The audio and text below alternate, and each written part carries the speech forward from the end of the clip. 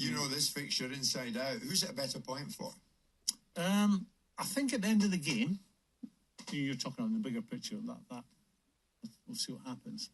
But at the end of the game, I think Rangers would have felt better about the result.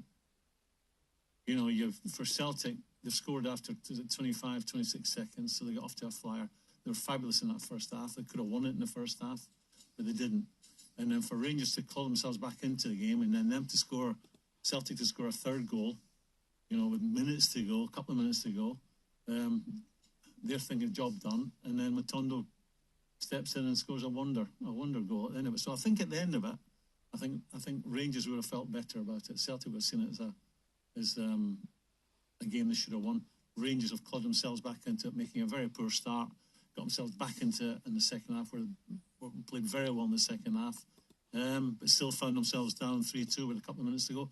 But getting a draw out of that game, the feel-good factor would have been better in the Rangers dressing room. Were you surprised by Rangers' first half performance? Well, I think you know, when you look at football, there's generally a reason for it. I think in those games you have to start right. In any game you have to start right. That's the last thing you'd hear a manager stroke coach saying to the players as they go out the door for the match. Make sure we start right, especially in that game, because the crowd are so up for it. To concede a goal in the first 25 seconds doesn't have to put a dent. It makes you wonder. So that's what they managed to do. Yeah. So I would put it down to that. I think they showed great character, Rangers, to come back. And as I've said already, I think the momentum is still with Rangers. I see a number of Celtic fans saying, do you guys not agree the Rangers' resurgence began with cheating? Would Graeme have been brandishing his blue card at Fabio Silva? So, I mean, it seemed to be a real climb down from referee John Beaton on Fabio Silva's decision. He originally claimed it was a dive. He booked Silva before VAR asked him to consult the screen, which saw him scrap the card and give a penalty. Was it a penalty? 100%. 100%. I'll tell you. Chris Sutton said on co-commentary he was embarrassed. I've got a question, but Silva is a diver. He is a diver and he's embarrassing himself. So it's now out there. I'm sure they're talking about it in Scotland, but that was a penalty. The defender cut him across his knees with his dangling foot. It's a penalty. He's brought him down. And Chris Sutton, I'm reluctant to go strong on Chris Sutton because he turned up at a charity event 2 weeks from me, and we chatted together. He's funny. He's funny. He did a bit for me, and I'd thank him again for that dinner in Glasgow that you've been to for the Deborah charity. But I can't believe how biased Chris is when he's talking about Rangers. And here's a question I've got for you. Maybe says the same about you. But it was like he was saying, it's embarrassing. It's not a penalty. It was a penalty. It was easily a penalty. It's not even a discussion to have for me, that. And I'm wondering, this is a question I've got for you. Do VAR listen to the commentary during a game? Because I'm thinking Chris is going that strong here. He's trying to influence whoever's listening, maybe in the VAR. VAR for Scotland's different. It's not Stockley Park, is it? No. They've got their own VAR up there. Yeah. So, can you answer this? Do the VAR referees listen to the commentary? No. I thought Chris was going that. They get a clean feed. I thought Chris has gone that mad on this. He's trying to influence someone in VAR who's listening to this. John Beaton didn't think it was a penalty at the time. But he had a chance to look at it a second time. I come back to your man, Silva. He's causing a problem for himself. He won't get penalties in the future. He won't get fouls in the future because of his theatrics. But that was definitely, in my opinion, 100% a penalty. It's interesting Graeme's takeaway from his impartial and unbiased vantage point because of the way the game has unfolded. That was a decent result for Rangers when they haven't laid a glove on Celtic this season. Celtic have beaten them twice and drawn once. So if Rangers had won this game, they would have probably won the league because they would have been then 2 points away from Celtic with a game in hand. So it'd be interesting to see. I mean, Philip Clement came out afterwards and they spoke very strong about his team, and I like him. I liked him. Obviously, you were in the Lampard camp, and now you're sort of laying your hat on Philip Clement. But it's interesting, the characterisation. You're taking the microcosm of the game and saying, yeah, I get it, because Rangers got out of jail and had the fortitude to come back, even though Celtic had scored early and late.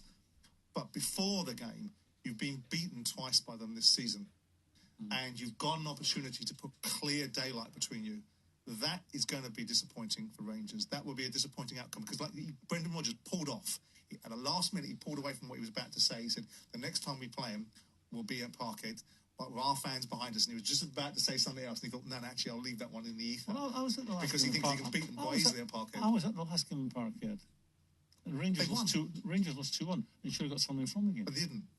It was a similar But story. over the course First of the half all season, Celtic. those Rangers that got a don't win player games sent don't off, deserve to. and they got back into the game. So there's several inaccuracies, which is quite normal No, they've for lost. you on Monday morning. No, Graeme, they've lost. They Yeah, haven't but- laid a glove on Celtic this season. We were talking about the game, a 90-minute game yesterday, Yeah, and who would feel better? And I characterised it that way Who by would saying it's feel an interesting better? analysis. Yes. Well, that's my analysis. I was See, you asked and the who will Celtic feel fans better. agreeing with Simon. Thank goodness Simon's back. A bit of sense applies here. Thank Who you. would feel we better have got Rangers after number, the? says you. Who would feel better after the game yesterday?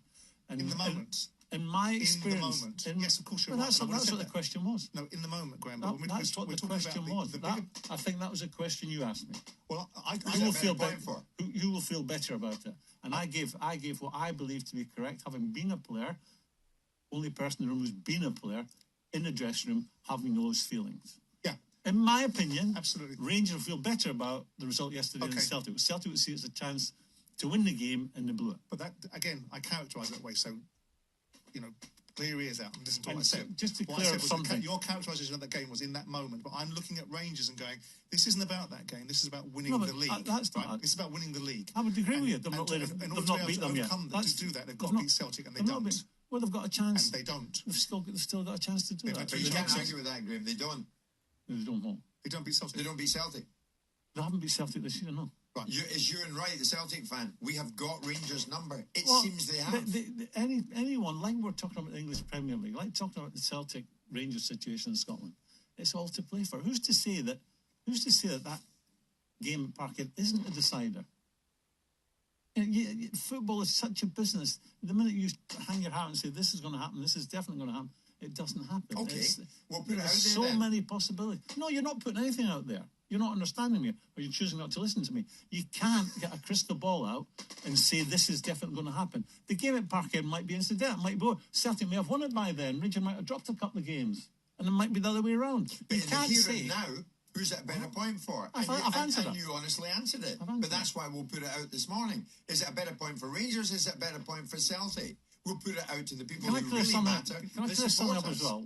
My colleague said that I chose Frank. Let me tell you how the process worked. No, you said it. No, We followed what you no, said. No, I'm going to tell you what happened. You told how us. it happened. No, you don't listen. I do. Which is quite normal on a Monday morning.